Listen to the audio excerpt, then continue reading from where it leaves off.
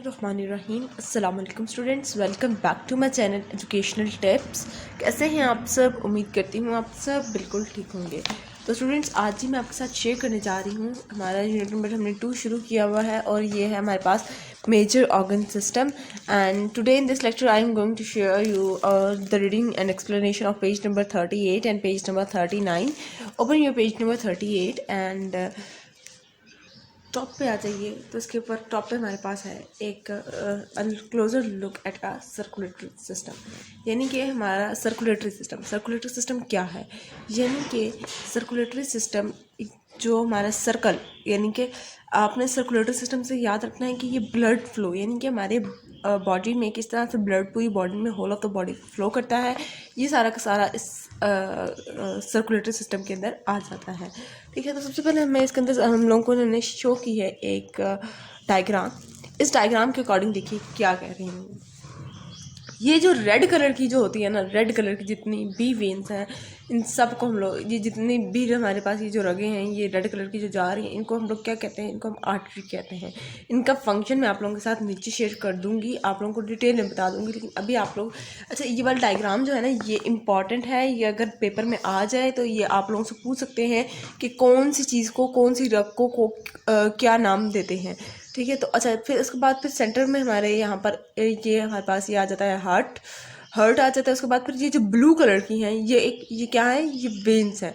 Red colour की arteries होती हैं और ब्लू कलर की वेन्स होती हैं। ये आप लोग याद कर लीजिए कि आगे आगे जितनी भी आपने सेकंड ईयर तक या आगे भी जो भी, जब भी आप बायो पढ़ेंगे तो उसके अंदर आपको रेड और ब्लू ही नजर आएंगी। Red for artery and blue for veins. ठीक है जी। उसके बाद फिर आ जाते हैं अब हम लोग नीचे। The heart is located near the centre of the chest. अब वो कह रहे हैं कि हमारा जो दिल है, हार्ट, ठीक है, ये कहाँ पे लोकेट करता है? ये हमारे सेंटर ऑफ द चेस्ट के बीच में लोकेट करता है। It is made up of muscle called cardiac muscle. ये मसल से बना, मुख्तलिफ मसल से बना हुआ होता है और उन मसल्स को हम लोग क्या नाम दे देते हैं? उन मसल्स को हम लोग कार्डिक मसल का नाम देते हैं। मैंने आप लोगों को बताया था कि जहाँ पर भी कार्डिक का वर्ड यूज़ होगा वहाँ पर कार्डिक से मुराद हर्ट है। ठीक है, which makes the heart beat. अब कार्डिक मसल का फंक्शन क्या होता है कि ये हार्ट बीट बनाते हैं, यानी कि दिल की धड़कन को मूवमेंट, दिल की मूवमेंट, धड़कन को शो करवाते हैं।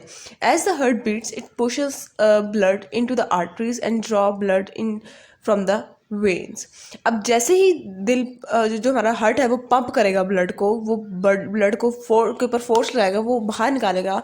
ठीक है, तो क्या होगा? वो ब्लड जो होगा वो फ़ौरन के फ़ौरन वो आर्टरीज़ के अंदर हमारे पास चले जाता है, यानी कि ये रेड वाले के अंदर, इन रेड वाली रगों के अंदर चले जाता है। हार्ट ने पंप किया ब्लड और वो फ़ौरन ही आर्टरीज़ के अंदर चले जाएगा। और ब्लड निकलता कहाँ से है? वो फिर आगे वेन से जाके निकल जाता है। The beating of the heart make the blood circulate around the body. और ये जो पंप करता है ब्लड, पंप करता है जो हमारा हार्ट, और ये ब्लड को फोर्स उसके ऊपर पुश करता है, अपने अंदर से बाहर निकालता है, उसके ऊपर फोर्स अप्लाई करता है। इसकी वजह से ही हमारे होल ऑफ द बॉडी के अंदर ब्लड सर्कुलेट करता है। The heart and the blood vessel made up of circulatory system. अब हार्ट और ब्लड वेसल्स किससे बनी हुई होती हैं? ये क्या बनाती हैं? हार्ट और ब्लड वेसल जब मिल जाते हैं तो ये सर्कुलेटरी सिस्टम बनाते हैं। The beating of the heart can be checked by taking the pulse. अब हार्ट को की बीटिंग को, यानी कि हार्ट पंप कर रहा है सही से, उसको हम लोग किस तरह से, हम लोग अपनी पल्स को चेक करके हम लोग ये आइडेंटिफाई कर सकते हैं कि आइदर हमारा हार्ट सही तरह से पंप कर रहा है या नहीं। You can find your pulse by the following instructions. अब आप लोग पल्स अपनी कैसे फाइंड कर सकते हैं? ये देखिए, ये अपनी पल्स फाइंड कर रहा है, यानी कि अपनी धड़कन को देख रहा है। वो इन्होंने आगे नीचे प्रोसीजर आपके साथ शेयर किया हुआ है। देखिए, hold out your right hand with a palm up. आपने अपनी पाम के साथ अपना होल्ड, ये अपने हाथ की इस तरह से रखना है। पहले put the thumb of the left hand under your wrist. अपने थंब को अपने रिस्ट के नीचे रखेंगे। ठीक है, ये देखिए, यूं करके, ये यूं करके होता है। ठीक है, इस तरह से करेंगे तो फिर आपको यहाँ पर अपनी कोई ना कोई धड़कन ज़रूर महसूस होगी। Let the first 2 fingers of your left hand wrist at the top of your wrist। आपने राइट हैंड की रिस्ट के ऊपर अपने लेफ्ट हैंड की ये 2 फिंगर्स इस तरह से करके रखनी है।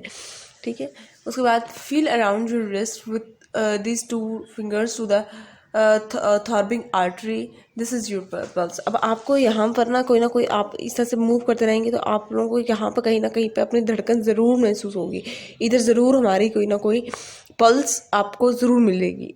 ठीक है जी, ये बहुत ऑब्ज़र्व करने वाली चीज़ है, बहुत तवज्जो करनी पड़ती है, तो फिर आपको जाके आपको महसूस होता है कि हाँ ये महसूस होगी। ठीक है जी, तो उसके बाद फिर आ जाता है you can measure your pulse rate by counting how many time your pulse beat in a minute. फिर आप लोग अपनी पल्स रेट को काउंट कर सकते हैं, यानी कि टाइमर लगा दें और जैसे ही आपको पल्स मिले ना आपने फ़ौरन ये टाइमर लगा देना है कि फिर पता चल जाएगा कि 1 मिनट के अंदर आपकी पल्स कितनी मरतबा बीट हुई है, यानी कि आपने कितनी पल्सेस रिकॉर्ड की हैं। उसके बाद फिर नेक्स्ट पेज पे आ जाते हैं, तो नेक्स्ट पेज है closure look at the respiratory system. Respiratory system क्या है, यानी कि ये जो हम लोगों का एक्सचेंज ऑफ गैसेस का जो प्रोसेस है हम लोगों के अंदर, इसको हम लोग क्या कहते हैं, इसको हम लोग रेस्पिरेटरी सिस्टम कहते हैं। सबसे पहले इसके अंदर हम लोग बात करते हैं ब्रीथिंग, यानी कि सांस लेने को। Put your hand just below your rib as you are reading these next few lines. आप अपनी चेस्ट के ऊपर हाथ रखें, ठीक है, और देखते हैं क्या होता है, और साथ साथ अपनी चेस्ट के ऊपर आप सब अपने हाथ रख लें। ठीक है, as you read you should feel your hand moving in and out. अब आप लोग जैसे ही कुछ ना कुछ पढ़ेंगे आप लोग नोट करेंगे कि आपको अंदर से कोई आवाज़ें आएंगी।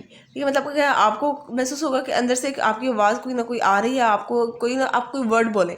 ठीक है, आप लोग चलें ये वाली लाइन ही बोलें और आप अपना हाथ जो है अपने चेस्ट के ऊपर रखा हुआ होगा, तो आपको ऑब्जर्व करेंगे कि आपको कुछ ना कुछ अंदर से वाइब्रेशन की सेंसेशन हो रही होगी। They are being pushed up a muscle called a diaphragm. ठीक है, this help you to breathe. अब डायफ्राम क्या करता है, ये आपको सांस लेने में मदद करता है। If you stand up and place your hand on your rib while breathing in and out you feel your ribs move. आप जब खड़े हुए हैं और आपने अपना हैंड अपने रिब्स के ऊपर रखा हुआ है, तो आप आप नोट करेंगे कि आपको ऐसा लगेगा कि आपका रिब्स जो हैं वो मूव कर रही हैं। ठीक है, they are also help you to breathe. अब ये भी आपको हेल्प करती हैं ब्रीथ करने में, सांस लेने में। The number of breath you take in a certain time is called the rate of breath. अगर आप जितनी मरतबा ब्रीथ करते हैं, सांस लेते हैं, ठीक है, एक एट अ टाइम, 1 मिनट के अंदर आप अगर टाइमर लगाते हैं और आप ऑब्जर्व करते हैं कि आपने कितनी मरतबा सांस ली, सांस inhale of oxygen, exhale of carbon dioxide किया। ठीक है, तो वो अगर आप उसको क्या कह देंगे, उसको हम लोग कहेंगे रेट ऑफ ब्रीथिंग का नाम दे देंगे। You take 1 breath when you breathe in and out once. आपकी वो 1 ब्रीथ काउंट होती है जब आपका ऑक्सीजन आप अंदर और कार्बन डाइऑक्साइड बाहर लेके जाते हैं। The oxygen taken in during breathing is use to release energy from food. The oxygen, वो कह रहे हैं कि जो ऑक्सीजन हम लोग ब्रीथिंग के दौरान यूज़ कर रहे हैं वो आपकी एनर्जी के तौर पर यूटिलाइज हो जाता है। If you have tried the breathing activity above you have already felt the action of a part of a respiratory system, the ribs and diaphragm। अब वो कह रहे हैं रेस्पिरेटरी सिस्टम के अंदर आप लोगों ने देख लिया होगा कि रिब्स और डायफ्राम ही 2 मेन किरदार अदा करते नजर आते हैं। They are the part of ventiline the system, that is they move air in and out of it। अब वो कह रहे हैं रिब्स और डायफ्राम क्या करते हैं, ये इन और एक्सहेल ऑफ एयर क्या काम करते हैं, ये इन ऑक्सीजन को अंदर और कार्बन डाइऑक्साइड को बाहर निकालने में काम सर अंजाम देते हैं। ठीक है जी, उसके बाद फिर आ जाते हैं air inter through the nose. आपकी नोज से एयर इंटर होती है, passes down and back the mouth, और फिर माउथ से होते हुए वॉइस कॉर्ड में जाती है, और उसके बाद फिर विंड पाइप में जाती है, यानी कि विंड पाइप। उसके बाद फिर यानी कि वो एयर जो है, एक जो हम लोग सांस ले रहे हैं वो कहाँ से होकर जाती है, नोज से फिर माउथ में फिर वॉइस बॉक्स और फिर विंड पाइप में। You can feel your voice box and wind pipe by placing your fingers on the front of your neck. आप अपने वॉइस बॉक्स को अपनी नेक पे अपनी 2 उंगलियां ये आप रखेंगे तो आप लोगों को अंदाज़ा हो जाएगा कि यहाँ पर होता है वॉइस बॉक्स और विंड पाइप। अच्छा, they are hard because they are made up of cartilage और crystal. This material help to keep the air open at all the time. अब ये हार्ड क्यों होते हैं, क्योंकि कार्टिलेज से बने हुए होते हैं, और ये क्या करता है कि हर वक्त उन एयरवेज को, उन नालियों को, ये जो इनकी ट्यूब्स हैं ना, इनको हर वक्त ओपन रखता है ताकि इसके अंदर से ईजीली ब्रीथिंग का अमल हो सके। The bottom of the wind pipe divide into 2 loops. The bronchi called bronchi. अब जो विंड पाइप की जो बॉटम है वो 2 ट्यूब्स में फर्दर डिवाइड हो जाता है, और उसको हम लोग क्या कहते हैं, उसको हम लोग ब्रोंकाई कहते हैं। The bronchi carry the wall into the lungs. Bronchi फिर एयर को carry the air into the lungs. Bronchi जो है वो फिर एयर को, ब्रोंकाई इतनी लंबी ट्यूब बन जाती है कि वो लंग्स तक उस एयर को जो हम लोगों ने इनहेल की भी होती है उसको लंग्स तक लेके जाता है। However here some oxygen passes through the wall into the lungs into the blood, और कुछ ऑक्सीजन ब्लड में शामिल हो जाती है। Carbon dioxide pass from the blood to the wall of the lung into the air. उसके बाद फिर वो कार्बन डाइऑक्साइड एक्सहेल हो जाती है। देखिए ये फिर आप लोगों के साथ इन्होंने डायग्राम शेयर की हुई है। Voice box, sorry nose, voice box, windpipe, chest wall, bronchus, bronchioles. ये देखिए ब्रोंकस फर्दर फिर आगे ट्यूब्स में डिवाइड हो जाता है ना, ribs, lungs and then diaphragm.